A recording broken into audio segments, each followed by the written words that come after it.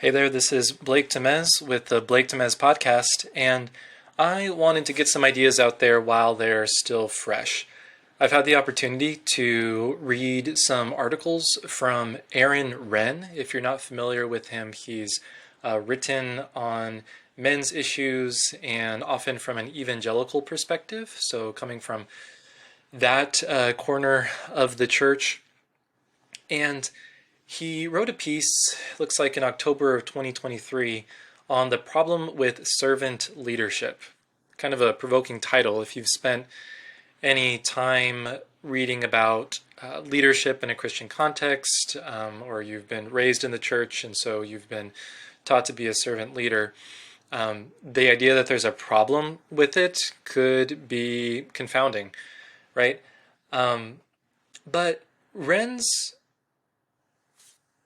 ideas are coming from his perspective on men's issues, where servant leadership seems to consistently be described when it's applied to men in a way that subordinates the needs and the wants of the man, or in most cases the husband, to whatever the demands of his wife or children are.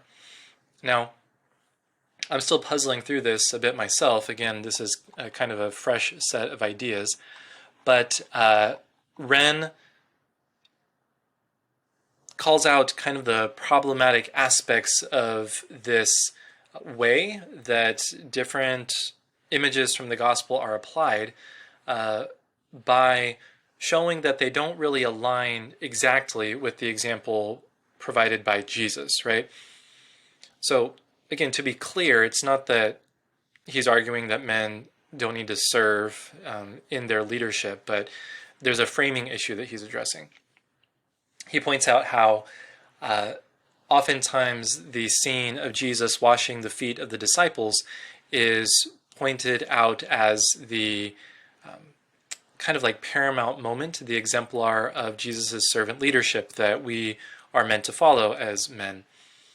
And that is certainly true, but Renn points out something particularly interesting that was thought-provoking for me, in that when Jesus decides to wash the disciples' feet, and all this taking place prior to the crucifixion, and Peter tells Jesus that he doesn't want his feet to be washed, Jesus responds by telling him that if his feet are not washed, then basically he has no part with him, right? Then he's not a true disciple, right? He's not a part of the group. And so then Peter replies, well, if that's the case, then, wash not only my feet, but all of me. And that little scene demonstrates Jesus' servant leadership, yes, but also the fact that Jesus did not serve according to the whims of others. He was serving according to what he knew was proper and right, what was aligned with the will of his Father, and what accorded with his mission of salvation for the entire world. And that's, I think, a significant caveat to kind of the general presentation of the way that contemporary culture has come to perceive God as,